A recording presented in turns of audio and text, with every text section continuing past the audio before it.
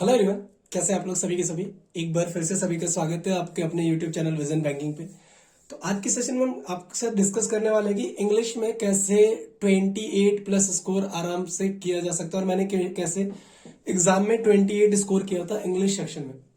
तो जो एक बिगिनर्स हैं उनके लिए भी पूरी की पूरी स्ट्रेटेजी बताने वाला हूँ, जो कुछ हद तक तैयारी कर चुके हैं उनके लिए भी एक स्ट्रेटेजी होगी। तो बिल्कुल बेसिक से स्टार्ट करूंगा, बिल्कुल बेसिक वाले बच्चों के लिए। तो इंग्लिश एक ऐसा सेक्शन है जिसको हम स्टार्टिंग में डेफिनेटली इग्नोर करते हैं। क्यों? क्योंकि एक ऐसा टॉपिक होता है जो बोरिंग हमें लगता है कि इंग्लिश कहीं ना कहीं आपको बोर करता है। और इसके कंपैरिजन में अगर आप बात करोगे तो क्वांट और रीजनिंग सेक्शन को आप ज्यादा टाइम देते हो। और एग्जाम में बेसिकली होता क्या है, क्वांट रीजनिंग हर कोई बना के आता है। जितने भी बच्चे एग्जाम में बैठ रहे होते हैं सारे के सारे क्वांट रीजनिंग तो बना के आएंगे ही आएंगे। तो जो मैटर करता है, जो आपका सिलेक्शन का क्राइटेरिया फिक्स करेगा, वो इंग्लिश। और अगर कहीं ना कहीं अगर आपकी इंग्लिश एक हद तक सही है, 20-22 भी नंबर आपके इंग्लिश में आ रहा है, तो आप कोई भी प्रीलिम्स एग्जाम ऐसा नहीं होगा जो क्लियर नहीं कर पाओगे। जो स्कोर बूस्टिंग सेक्शन होता है इंग्लिश आपका, तो इस सेशन में कंप्लीटली डिस्कस करने वाले हैं कि इंग्लिश को कैसे ज्यादा फोकस किया जाए। अब फोकस करने का मतलब ये बिल्कुल ही नहीं होगा कि क्वांट और रीजनिंग पे फोकस नहीं करना है, उस पर भी करना है, बट इंग्लिश को एक कहीं ना कहीं किसी हद तक जाके आपको एक बेहतर बनाना होगा। अब देखो, एक बिगिनर स्टूडेंट्स के लिए इंग्लिश ना पढ़ने का सबसे पहला रीजन क्या होता है कि वो बोरिंग लगता है। तो बोरिंग को सबसे पहले जब तक इंटरेस्टिंग में चेंज नहीं करोगे, कन्वर्ट नहीं करोगे, अब वो एक दिन दो दिन में तो आएगा नहीं। अब इंटरेस्टिंग कैसे बनाना है? अब बैंकिंग एग्जाम में पूछता क्या है, आपका जो क्वेश्चन आता है वो बैंकिंग अवेयरनेस,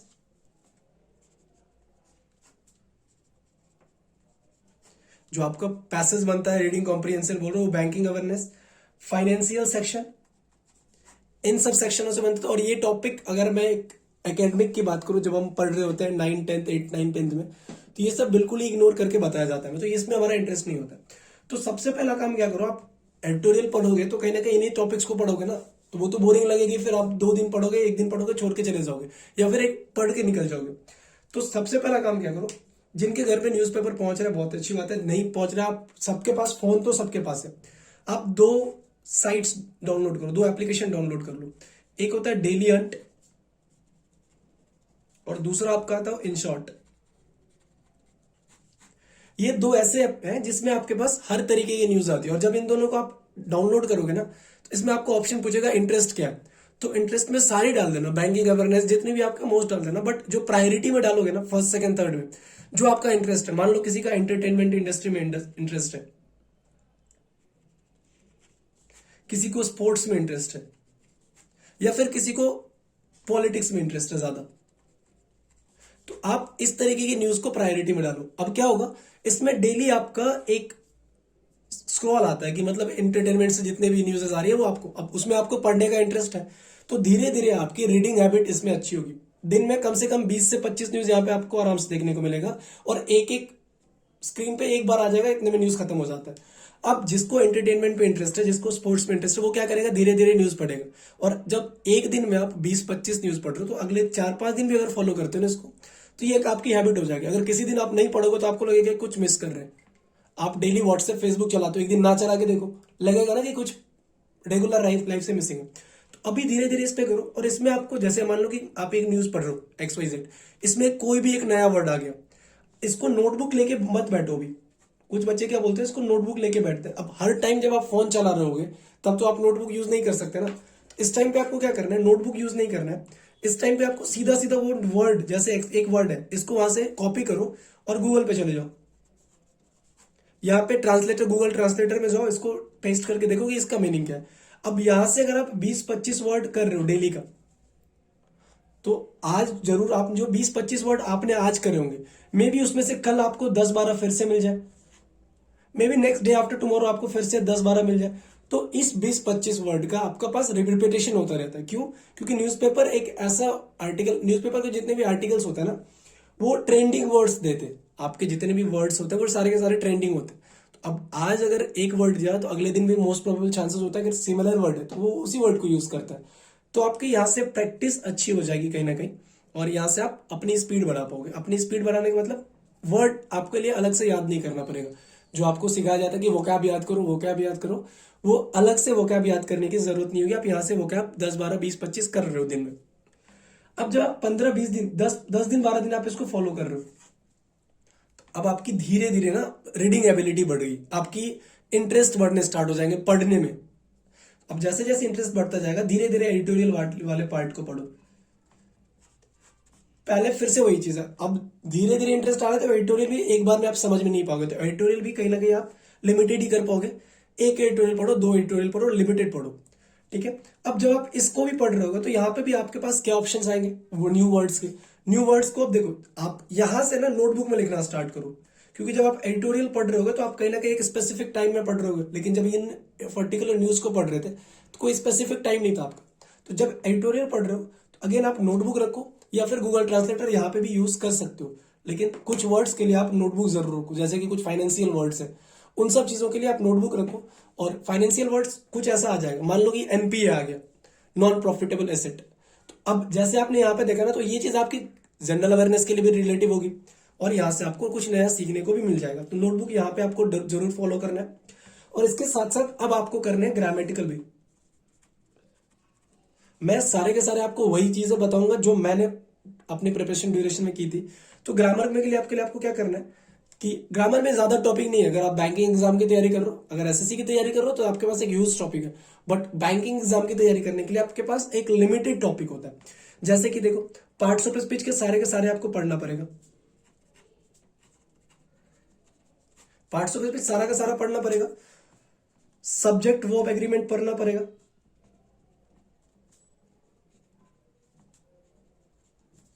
ये दोनों, मतलब यहां से 7-8 टॉपिक और यहां से एक टॉपिक 9। वॉइस नरेशन ये सब पूछता नहीं है बैंकिंग एग्जाम में। तो अब यहां से आपको ना पार्ट्स ऑफ स्पीच में भी अलग देखो, नाउन का करो, प्रोनाउन करो, वर्ब करो, एडजेक्टिव करो। एडजेक्टिव में भी आपका आर्टिकल भी आ जाएगा।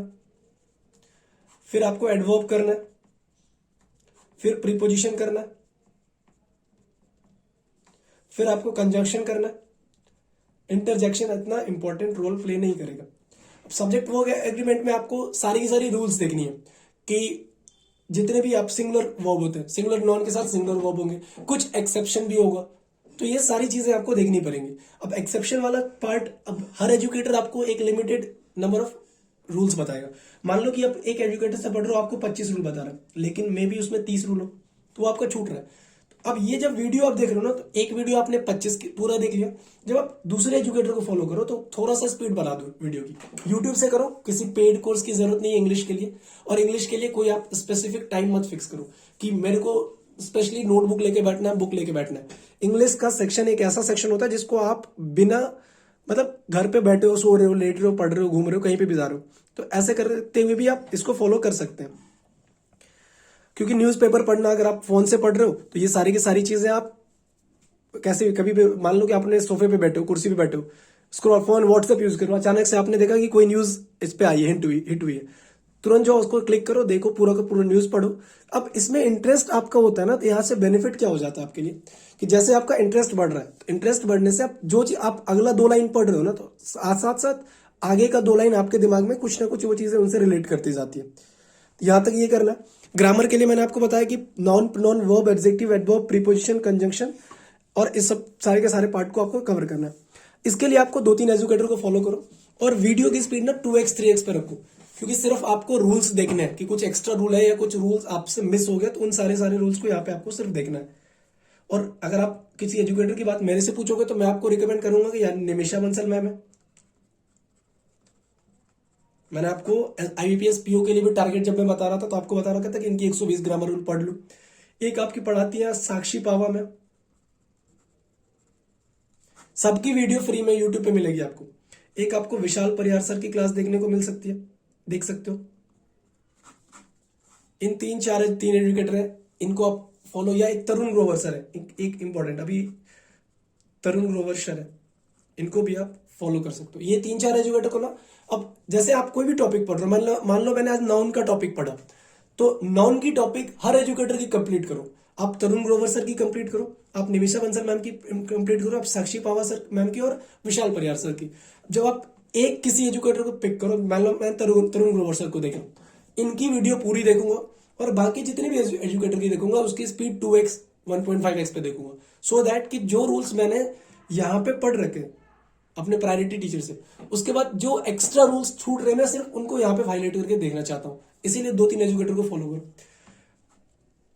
यहां से अब जब आप एडिटोरियल 5-10 दिन पढ़ चुके रहोगे, जब आप 5-10 दिन एडिटोरियल पढ़ रहे चुके रहोगे, तो आपको जाके फिर क्या करना है, आपको अब आ जाना है एडिटोरियल के बाद सेक्शनल मॉक पे।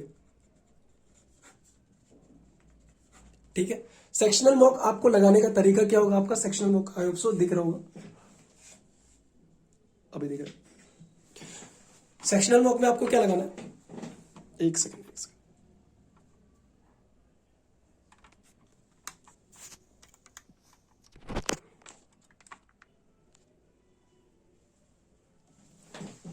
अब सेक्शनल मॉक आपको दिन में एक लगाना है स्टार्टिंग में, लेकिन धीरे धीरे इसकी आपकी फ्रीक्वेंसी बढ़ानी पड़ेगी। पहले दिन आपने एक लगाया, दूसरे दिन मतलब 5 दिन के अंदर अंदर आपको ऐसा करना है, क्योंकि एक सेक्शनल मॉक लगाने में आपको 20 मिनट का टाइम लगेगा। तो अगर आप 5 सेक्शनल मॉक भी लगाओगे ना, तो आप 100 मॉक टेस्ट 100 मिनट में लगा लोगे, मतलब 1.5 मिनट, 1.5 घंटा, 1 घंटा 40 मिनट लगता है, तो ये लगा लोगे। अब धीरे धीरे यहां से आपकी एक एक्यूरेसी मेंटेन होनी जाएगी, स्पीड आ जाएगा, और धीरे धीरे वो लिमिटेड टाइम में आप कितने क्वेश्चन अटेम्प्ट कर पाते हो, इसकी टेंडेंसी आपको पता चल पाएगी कि आप एक लिमिटेड टाइम में कितना बना रहे हो। इसके लिए भी आप स्टार्ट कैसे करोगे, मान लो अब कुछ बच्चे ऐसे भी होंगे जो ये चीजें जो मैंने अभी पहले पहले बताई वो सारी की सारी कर चुके हैं। अब आपको स्टार्ट कैसे करना है, अब आपका जो स्ट्रॉन्ग टॉपिक है, मान लो कि सबसे पहले अगर मुझे मिस स्पेल्ट वर्ड वाला दिख रहा है, तो मैं वो अटेम्प्ट करूंगा, क्योंकि मुझे पता है कि वो मेरे से आराम से बनेगा और कम टाइम में बनेगा। मिस स्पेल्ट आ गया तो रीअरेंजमेंट वाली सेंटेंसेस आती है, रीअरेंजमेंट सेंटेंसेस जो होते हैं वो लगाना है। अब इसमें पैराजम्बल मत करना, पहले रीअरेंजमेंट मतलब डीसीबीए बीएसीडी वाला जो अरेंजमेंट आता है उस तरीके से करो। फिर आपको अगर कहीं ना कहीं फिलर्स दिख रहा है, अब जैसे आपने पहले प्रीपोजिशन पढ़ा था 3-4 एजुकेटर से, तो कहीं ना कहीं फिलर्स बनने स्टार्ट हो जाएंगे, फिलर्स को लगाओ। मैं सजेस्ट करूंगा कि आरसी जो होता है रीडिंग कॉम्प्रिहेंशन, इसको आप एट द एंड रखो, क्योंकि आप अगर एंड में बनाओगे ना तो ये आपके लिए बेनिफिशियल होगा। इसमें से आपके हर आरसी में से 10 क्वेश्चन अगर मान लो एक सपोज करो मैं आ रहा है, तो यहां से आपके 7 से 8 ही बनेंगे, क्योंकि 1-2 क्वेश्चन ऐसा भी आएगा जो आपको ऑथर का पॉइंट ऑफ व्यू बताना है। कुछ क्वेश्चन में आपसे मिल जाएगा, कुछ क्वेश्चन में वो चीजें आपसे नहीं फिगर आउट होंगी कि ऑथर का पॉइंट ऑफ व्यू क्या है। तो इसको आप 2-3 क्वेश्चन आप ऐसे करके चलो कि नहीं बनेगा, तो 7 से 8 यहाँ पे करो। जैसे जैसे वही चीज है, जितनी आप एडिटोरियल धीरे धीरे पढ़ रहे होगा, तो आपको ऑथर किस तरीके से सोचता है आप उस तरीके से सोचना स्टार्ट कर दोगे, तो फिर ये क्वेश्चन भी बनना स्टार्ट हो जाएगा। बट इन बिगिनिंग कहीं ना कहीं प्रॉब्लम करेगा, तो आपको स्टार्टिंग में ये रखना है।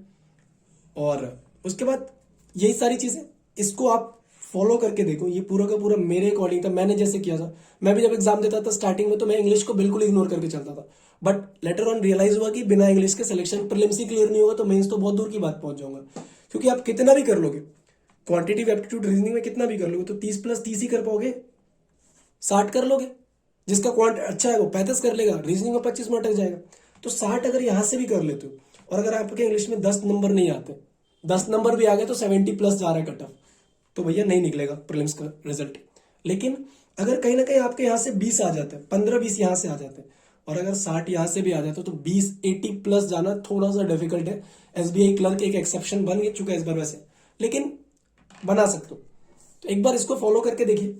और मैं आपके साथ डेली टारगेट के लिए एक पीडीएफ शेयर जरूर कर दूंगा टेलीग्राम चैनल पे, जो है मैथ्स मैजिक। आप ये टेलीग्राम चैनल सभी ज्वाइन कर लीजिए। और यहाँ पे आपको पीडीएफ मिल जाएगा डेली का टारगेट का, जो अभी 18-19 को जिनका पेपर है उनके लिए। तो ये अगर पूरा का पूरा पैटर्न आप कहीं ना कहीं अगर 10-12 दिन भी फॉलो करोगे, तो आपको एग्जाम में एक अच्छी खासी ग्रोथ अपने में देखने को मिलेगी। और अगर 15 नंबर 20 नंबर भी जिस बच्चे का 8-10 नंबर जा रहा है, वो अगर 15-20 भी स्कोर कर लेके आ गया एग्जाम में, तो डेफिनेटली, और अगर इंग्लिश और क्वांट और आपका रीजनिंग अच्छी है, मतलब एक लेवल पे, तो 15-20 अगर यहां से आ रहा है, तो डेफिनेटली आप प्रीलिम्स तो क्लियर कर ही लोगे। ठीक है, तो मेरे लिए, मेरे अकॉर्डिंग का ये आपका पूरा का पूरा स्ट्रैटेजी इंग्लिश में कैसे मैंने 28 स्कोर किया, और आप भी कर सकते हो। तो अगर आपको ये वीडियो पसंद आई तो लाइक जरूर कर देना, चैनल को सब्सक्राइब कर देना, ताकि जितने भी इन्फॉर्मेटिव वीडियोस होते हैं आपके साथ जरूर शेयर किया जाता है। और यहाँ पे सारी की सारी क्लासेस आपकी टाइम टू टाइम चलती है, क्वांटिटी एप्टीट्यूड का पूरा सेशन आपको देखने को मिलेगा, और इंग्लिश के लिए पूरी की पूरी स्ट्रैटेजी चल रही है। धीरे धीरे मैं सोच रहा हूँ कि एक टारगेट सेशन लेके आऊँ इंग्लिश के लिए। तो अगर आप लोगों को पसंद आ रही सेशन, तो चैनल को सब्सक्राइब जरूर कर देना, सो दैट कि एक मुझे भी बूस्टअप मिलता है ताकि मैं और से और सेशन आपके साथ शेयर करूं। तो see you there, till then take care, bye bye, thank you.